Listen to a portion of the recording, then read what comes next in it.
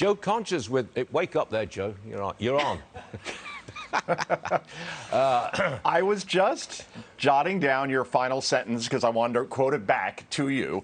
And you were saying, we know we're in worse shape, despite what the president says. I had to paraphrase it because I wasn't quite done writing. And you're exactly right. ABC News poll out this week, Stu, finds that just 12%, all right, so basically 1 in 10 people say the economy is getting better. 70%, 7 in 10, say it's getting worse. So this administration can relabel their policies and the state of the economy all they wish. They can call the Inflation Reduction Act just that. But the American public overwhelmingly knows that it's not going to reduce inflation. So they could say we're at zero inflation, and they're going to get laughed out of the room in the process. So we're not going to be deflected from the inflation issue by the raid on Trump's home and all these investigations and all the rest of it that's going on. We're not going to be distracted. We're still going to focus on inflation 3 months from today, correct?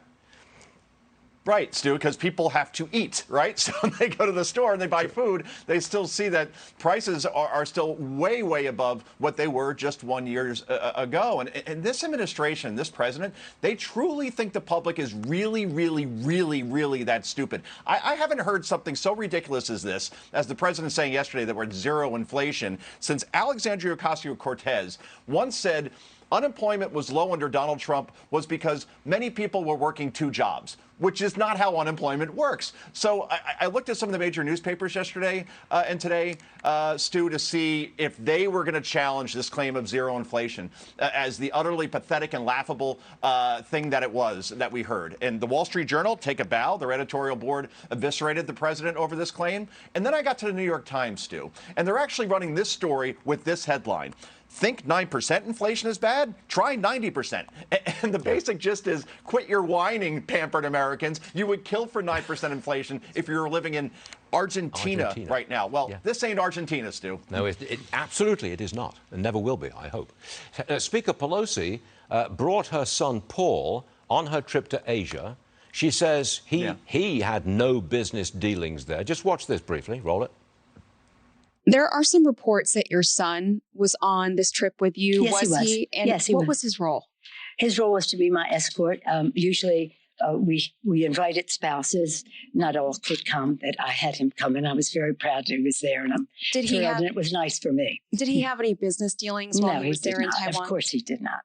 Look, they're trying to make an association between Paul Pelosi going on a trip with his mother, and Hunter Biden going on business trips with the president.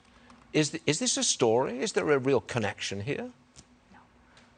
Perhaps, right? We don't quite know, Stu, but this isn't like, put the kids in the car and go down to the Jersey Shore, which is an hour and a half away. This is all the way to Asia, right? That's a long, long trip just to be somebody's escort. And the House Speaker has plenty of other escorts that can help her out. So it's just a bad look, let's put it that way, particularly when you bring up Hunter Biden, all the trips that he took with his father to, say, China. And now we're wondering, is the president compromised by China based on what we saw on a laptop that has been verified, first reported by the New York Post and verified by various other news organizations. So that's where we're at this point, where we have a federal investigation ongoing with Hunter Biden. And if Republicans take back the House, I can guarantee you there will be hearings into all this. And I think that probably will make the president very uncomfortable, because he could be part of that based on those emails that we saw on that laptop, Stu. I tell you what, Joe, if you can raid the private home of a former president, you can certainly have a look inside the luxury home of Hunter Biden in Malibu.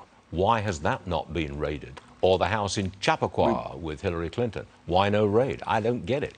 Do you? Consistency, Stu. That's all we want, okay? So if you're going to raid Donald Trump's home, then, right, Hillary Clinton, Hunter Biden, but we don't see that. And the longer that Merrick Garland, the Attorney General of the United States, stays silent on this, hasn't even issued a statement, hasn't explained anything around why that raid had to be conducted in the manner that it was, with lights flashing, dozens of agents going in. It could have been done much more quietly than that. It could have just been done by subpoena, I would imagine. But instead, this was like a made-for-TV theater type of event. And the Attorney General needs to explain this, or else people are going to continue to get more and more suspicious the longer he stays silent. Yes, silence is not a good thing at this point. Joe Concha, thanks very much indeed. We'll see you again later, Joe. Good stuff. Thanks a lot. You're all right, Stu.